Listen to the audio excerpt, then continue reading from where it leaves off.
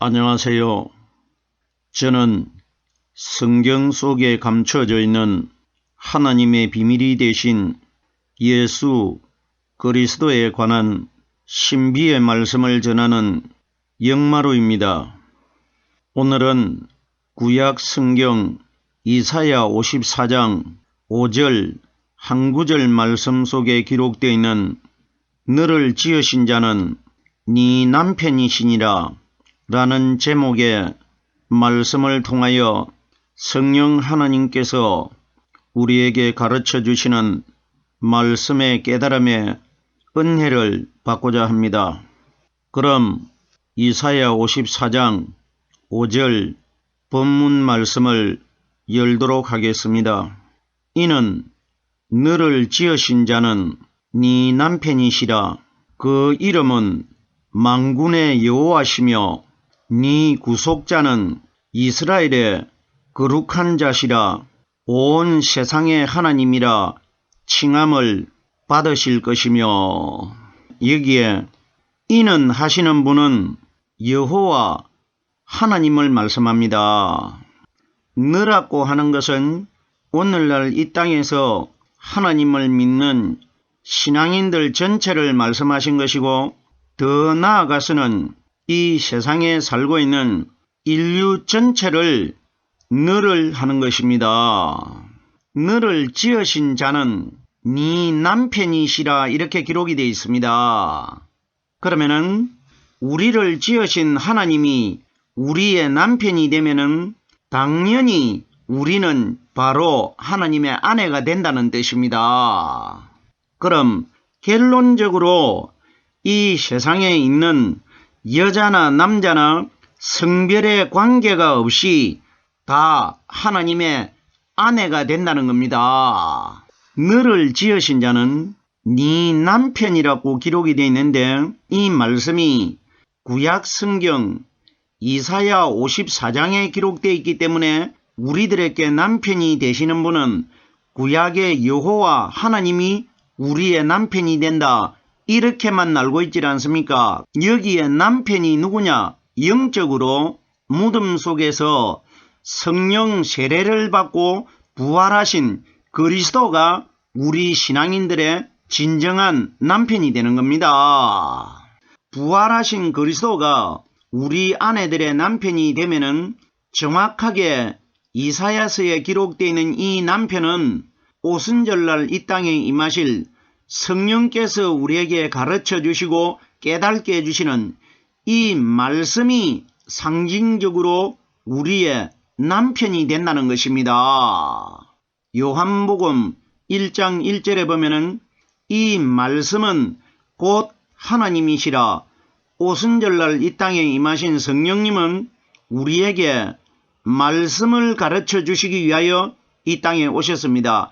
그럼 결론적으로 말씀을 가르쳐 주시는 성령님이나 우리가 가르침을 받는 말씀은 바로 하나님이시기 때문에 하나님이 우리의 남편이라는 것은 그리스도께서 우리에게 깨닫게 해주시는 이 말씀이 바로 우리 신부들의 남편이 된다는 것입니다. 고린도후서 11장 2절 말씀해 보면은 바울이 이런 말을 했습니다. 내가 너희를 정결한 처녀로 한 남편인 그리스도께 드리려고 중매함이로다. 자, 보십시오. 여기에 정확하게 한 남편이라고 기록되어 있다는 것은 그 남편이 누구냐? 그리스도라고 기록이 되어 있습니다. 그럼 보십시오. 이사야서에 기록되어 있는 너를 지으신 자는 네 남편이시라 하면은 이분이 누구냐?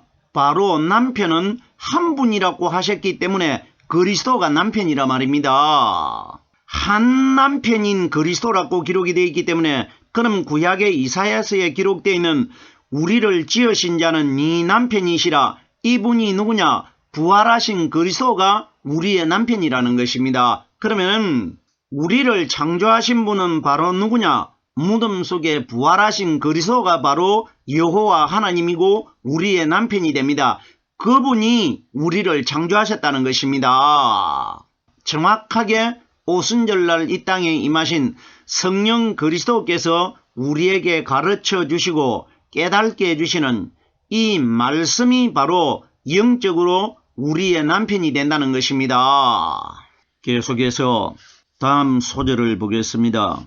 그 이름은 만군의 여호와시며 성경이 가리키는 하나님의 이름이 뭡니까? 구약 성경 출애굽기 3장 15절에 보면은 하나님께서 모세를 애굽으로 들여보낼 때에 모세가 하나님께 나를 보내신 자의 이름이 무엇인지 물으면은 내가 어떻게 대답해야 됩니까? 하니까 하나님께서 모세에게 구약 성경에 모세에게 나는 여호와니라 하신 분이 바로 누구냐? 무덤 속에 부활하실 그리스도를 가리킨 것입니다. 여호와라는 뜻이 뭐냐? 나는 스스로 있는 자라는 뜻입니다. 여호와 하나님은 창세전에 스스로 계신 분이다. 이렇게만 알고 있지 않습니까? 여기에 제가 조금 전에 구약 성경의 여호와 하나님은 무덤 속에서 성령 세례를 받고 부활하신 그리스도라고 이미 말씀을 드렸습니다. 그러면은 출애굽기에 기록되어 있는 스스로 있는 자라고 하신 하나님이 누구냐? 무덤 속에 부활하신 그리스도를 가리킨 것입니다. 자, 보십시오. 이 원리를 우리가 어떻게 깨달을 수가 있느냐? 예수님께서 요한복음 10장에 보면은 이렇게 말씀하셨습니다. 나는 내 생명을 내가 힘이 부족하여 저들에게 내어주는 것이 아니고 내 스스로 내 생명을 저들에게 내어준다고 했습니다. 내 스스로 내가 죽기 위하여 내 생명을 내어주었다가 나는 내 스스로 또 다시 무덤 속에서 살아날 것이라고 했습니다. 이것이 스스로 있는 자입니다. 왜?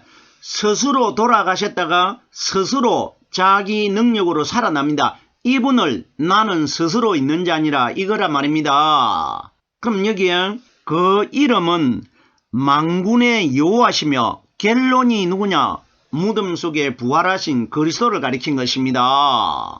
누가복음 24장 27절 말씀해 보면은 모세가 기록한 율법이나 모든 선지자들이 기록한 구약 성경 전체에는 다 예수님 자신에 관하여 자세하게 기록이 되어 있다고 말씀하셨습니다. 그럼 여기에 이사야가 기록한 이사야서에도 바로 예수님 자신이 자세하게 기록되어 있다. 이 원리인 것입니다. 모든 선지자들의 글로 시작하여 하는 것은 이사야가 선지자 아닙니까?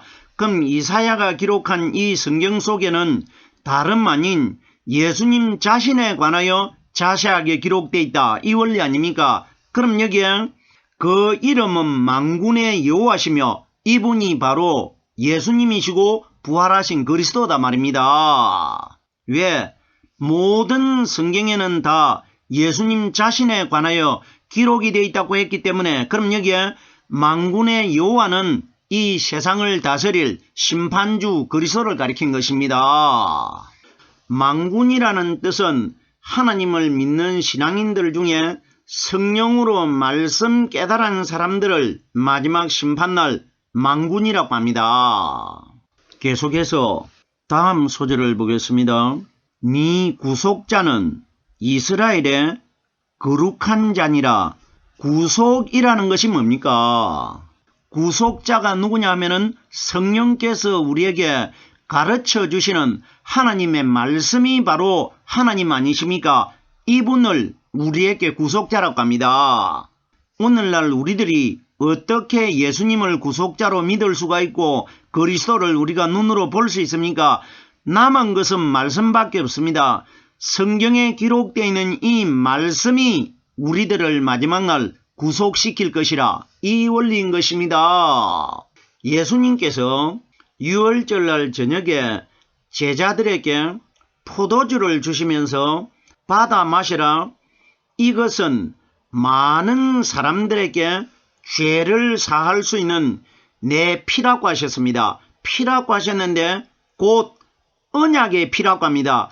언약이 뭡니까? 성령께서 우리에게 가르쳐 주시는 말씀을 언약이라고 합니다. 그러면 성령께서 우리 마음속에서 가르쳐 주시고 깨닫게 해주시는 이 말씀을 통해서 우리가 죄사함을 받고 구속받을 수 있다. 이 원리란 말입니다. 구속자가 상징적으로 무엇을 가리키느냐? 우리가 깨닫고 있는 하나님의 말씀을 구속자라고 하는 겁니다. 보세요. 우리의 구속자가 이 땅에 어디에 있습니까? 말씀밖에 없습니다. 우리는 하나님의 흔적이 남아있는 것은 말씀 한 가지밖에 없기 때문에 우리들은 이 땅에서 마지막 날, 심판날 구속을 받을 수 있는 길은 이 말씀 한 가지밖에 없습니다. 이걸 우리의 구속자라고 합니다. 네 구속자는 이스라엘에 하는데 성경이 가리키는 이스라엘이라는 뜻이 뭡니까? 제가 이스라엘이라는 이 단어에 관해서는 여러 번을 설명을 드렸습니다. 하나님께서 중동에 있는 이스라엘 백성들을 애굽에서 선택을 하셔가지고 불러내시는 사건은 마지막 심판날 애굽은 이 세상을 가리키고 가나안 땅은 하늘나라를 가리키고 유월절 어린 양의 피는 성령께서 우리에게 가르쳐 주시는 말씀을 가리킨 것이고 모세는 세상을 심판하실 그리스도를 가리킨 것입니다. 그럼 보십시오. 하나님께서 선택된 그 이스라엘 백성, 가나안 땅으로 들어가는 이스라엘 백성들을 가리켜 내 아들, 내 장자라고 하셨고 이스라엘의 자손이라고 하셨고 이스라엘의 백성이라고 하셨습니다. 이건 무슨 이야기냐? 오늘 저녁이라도 세상에 심판이 임하시면은 심판주에게 선택되는 사람들이 이스라엘 백성이 되고 이스라엘 자손이 되고 하나님의 장자가 되고 하나님의 아들이 될 것이라 이걸 미리 보여준 겁니다. 자, 그럼 보십시오. 하나님께서 선택된 그 백성들을 이스라엘 백성이라고 하고 이스라엘 자손이라고 합니다. 그럼 여기에 기록된 이스라엘이 누구냐? 하나님을 믿는 신앙인들 전체를 이스라엘이라고 하는 겁니다. 왜? 하나님이 이스라엘이기 때문에 우리 사람들을 이스라엘 자손이라고 하는 겁니다. 하나님이 바로 이스라엘입니다. 이스라엘의 거룩한 자시라. 자, 보십시오. 성경이 가리키는 거룩하신 분이 누굽니까? 레위기에 보면은 하나님께서 내가 거룩하니 너희도 거룩하라고 기록이 되어 있고 베드로전서에도 보면은 하나님이 거룩하니 너희도 거룩하라 이런 말씀이 기록이 되어 있습니다. 그럼 보십시오. 이미 제가 이 말씀을 설명을 드릴 때에 여기에 만군의 여호와는 바로 무덤 속에 부활하신 성령 그리스도라는 것을 이미 말씀을 드렸습니다. 그럼 여기에 네 구속자는 이스라엘의 거룩한 자니라. 여기에 거룩한 자가 누구냐? 무덤 속에 부활하신 그리스도입니다. 자, 보십시오. 예수님은 상징적으로 죄를 짊어지고 있기 때문에 하나님의 거룩한 자가 될 수가 없습니다. 죄가 있는데 어떻게 하나님의 거룩한 자가 될 수가 있습니까? 그럼 보세요. 예수님이 이 땅에 오셨을 때에 그라사인 지방에 제자들과 함께 가셔가지고 청년에게 귀신을 쫓아내줍니다. 그라사인 지방에 갔을 때에 귀신이 하나님 앞에 나타나가지고 어떤 말을 하느냐 하면은 나는 당신이 누구인 줄 아노니 하나님의 거룩한 자니이다 이렇게 고백을 합니다. 이건 무슨 이야기입니까? 보세요. 귀신은 정확하게 예수님이 누구신지 알고 있습니다. 함께 간 제자들은 모릅니다. 이건 우리에게 오늘날 뭘 가리키느냐? 우리 사람의 마음속에 성령의 말씀이 깨달아지면은 그 말씀이 바로 마귀가 예수님을 가리켜 나는 당신이 하나님의 거룩한 아들인 것을 알고 있습니다. 이분입니다. 그럼 보세요. 마귀가 예수님을 하나님의 거룩한 자인 것을 알고 있다는 것은 오늘날 이 땅에서 거룩한 자가 되시는 성령으로 말씀 깨닫고 있는 사람들은 누구인지 마귀가 다 알고 있다는 뜻입니다. 자, 그럼 보십시오. 하나님께서 이 마귀가 하는 말을 통해 가지고 우리들에게 뭘 가르쳐주고 있느냐? 지금 현재 육신으로 제자들과 귀신 앞에 보이는 이 예수는 마리아 몸속에서 태어나신 마리아의 아들이지만은 이 아들이 33살이 될 때에 무덤 속에 장사되셨다가 3일날 죄를 벗어버리고 거룩한 하나님의 몸으로 거듭날 때 그때에 이분이 하나님의 아들이 될 것이라 이걸 하나님이 사탄의 입을 통해 가지고 우리에게 미리 말씀해 주신 것입니다. 마귀는 하나님의 도구입니다. 하나님께서 하나님 자신이 이 땅에 하나님을 보면 사람들이 죽기 때문에 직접 나타나시질 못하기 때문에 눈에 보이는 이 예수가 바로 나 여호와 하나님이라 이걸 마귀를 통해서 하나님이 말씀해 주신 것입니다.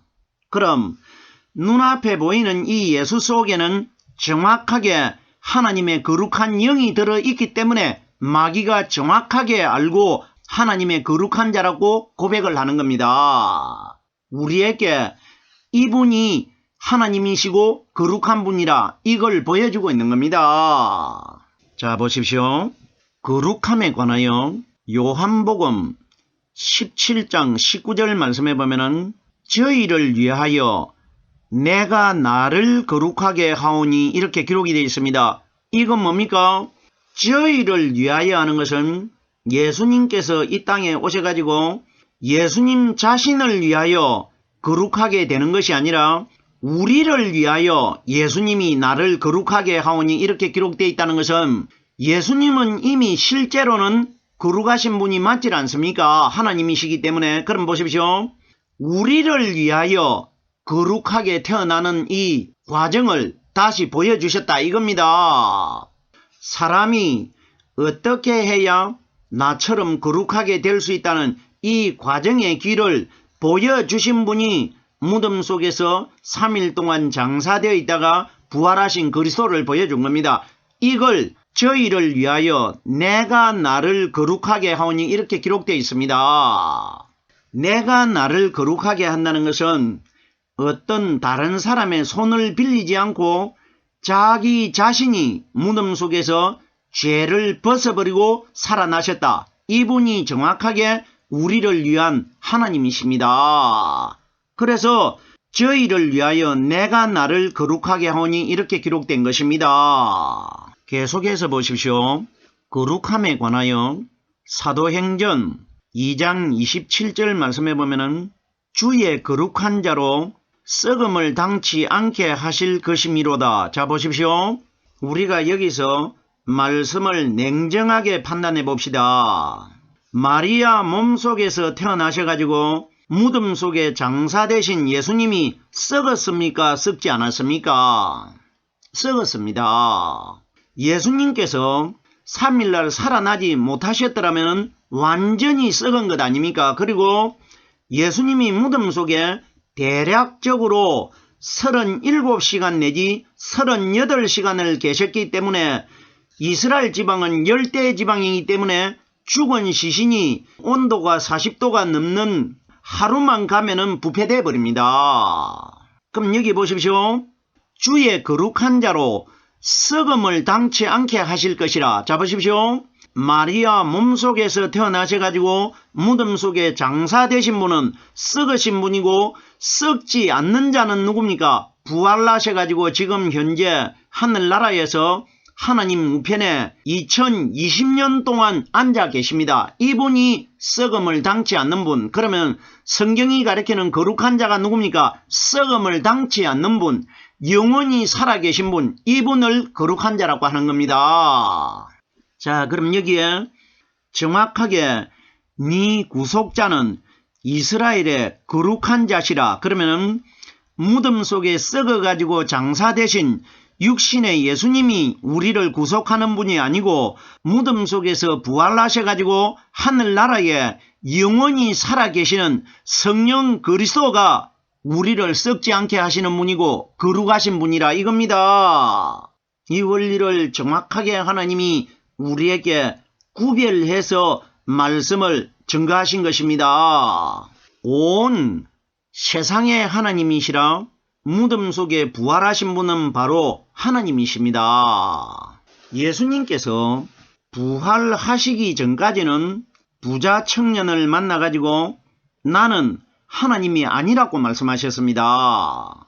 선한 선생님이여 이렇게 물으니까 네가 왜 나를 선하다고 하느냐? 선하신 분은 오직 하나님 한 분밖에 없다고 했습니다. 그러면 예수님 자신은 하나님이 아니라는 뜻입니다. 그런데 보십시오. 예수님이 부활하기 전에는 하나님이 아니라고 말씀하셨는데 예수님이 부활을 하신 이후에 갈릴리의 제자들에게 나타났을 때 제자 중 한 사람 도마가 요한복음 20장 28절에 보면 나의 주시며 나의 하나님이라고 고백합니다. 그럼 여기에 온 세상의 하나님이 누굽니까? 오순절날 이 땅에 부활하셔가지고 오신 도마가 나의 하나님이라고 고백한 성령께서 우리에게 가르쳐 주시는 이 말씀이 바로 온 세상의 하나님이시라는 것입니다. 정확하게 이 원리인 것입니다. 요한 1서 5장 20절 말씀해 보면은 그의 아들 예수 그리스도 안에 있는 것이니 그는 참 하나님이시요 영생이라고 기록이 되어 있습니다. 정확하게 하나님은 부활하신 그리스도입니다.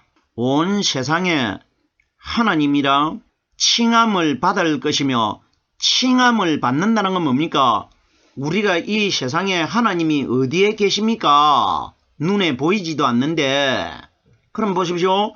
하나님이라 칭함을 받으실 것이라 하는데 제가 조금 전에 하나님은 바로 말씀이라고 소개했습니다. 그럼 보세요. 계시록 19장 13절 말씀해 보면은 그 이름은 하나님의 말씀이라 칭하리라. 정확하게 오순절날 이 땅에 임하신 성령께서 우리에게 가르쳐 주시고 깨닫게 해주시는 이 말씀이 하나님이라 칭함을 받을 것이라 이 원리라 말입니다. 이러기 때문에 요한복음 1장 1절에 이 말씀은 곧 하나님이시라 이 한 구절의 말씀이 엄청나게 중요한 비밀을 가지고 있단 말입니다. 오늘은 구약 성경 이사야 54장 5절 한 구절의 말씀을 깨달아 보았습니다. 오늘은 여기까지만 하겠습니다.